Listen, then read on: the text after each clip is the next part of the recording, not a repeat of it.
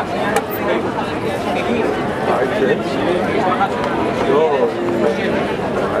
היה אמור להיות אירוע של שמחה ואירוע של משפחה ושלווה, ובמקום זה מה שאנחנו עושים זה להתחנן על החיים שלו ובעצם להביע את הכעס ואת האכזבה שלנו מכל המוסדות של המדינה ומכל העולם המערבי באיזשהו מקום של איך אפשר לתת לדבר כזה להמשיך להתקיים ואיך אפשר לקרוא לדברים ניצחון ואומץ כשנותנים לילד להירקב בשבי, לילד להירקב על ידי חוטפים, על ידי טרוריסטים. זה היוזמה הזאת באה להגיד הגיע הזמן להפסיק ואנחנו רוצים לראות אותו חי בבית איתנו. ושומרים על אופטימיות. איך עושים את זה? אין לנו ברירה אלא כל יום לקום ולהילחם שהם יחזרו.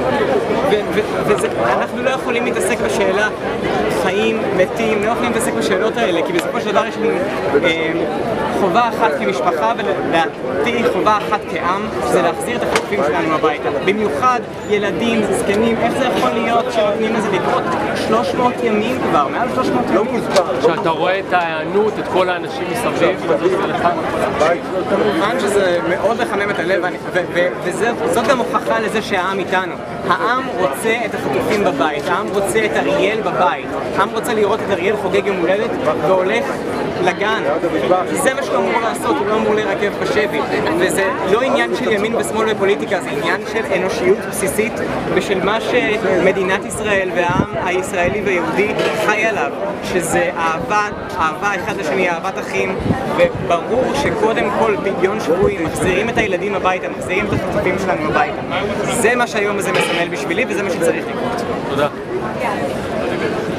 חדרים קטנים. בסוף, חדרים פיצי.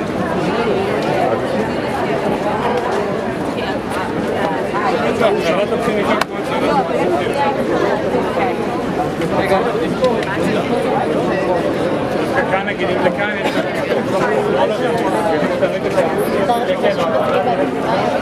בסדר, טוב מאוד, נכון, אני סתם כאילו לקחתי רגע.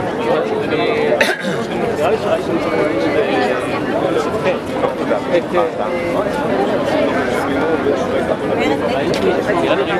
של ירדן, כל השירים והנכדים, אריאל וציר. 304 ימים עברו, ציינו את יום ההולדת של ירדן, כפיר ושירי כשהם בשבי. לא האמנו שנגיע לציין גם את יום הולדתו של אריאל.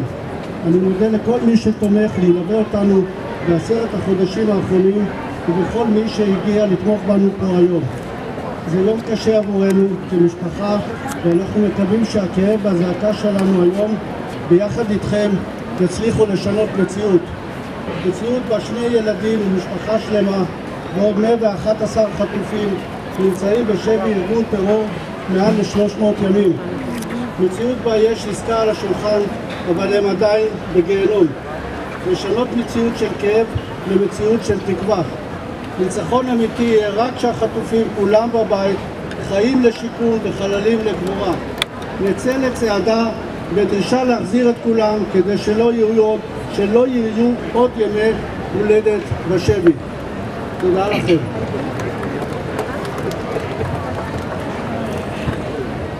I will speak now in English.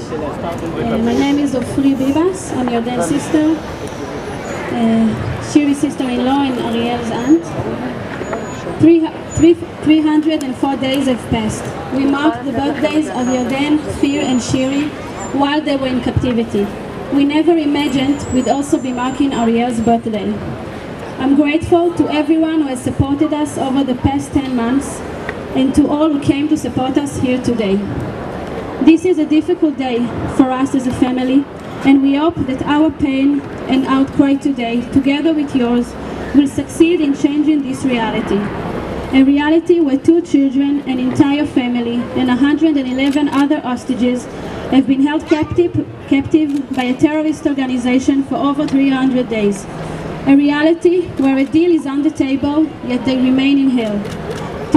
To transform a reality of pain into one of hope.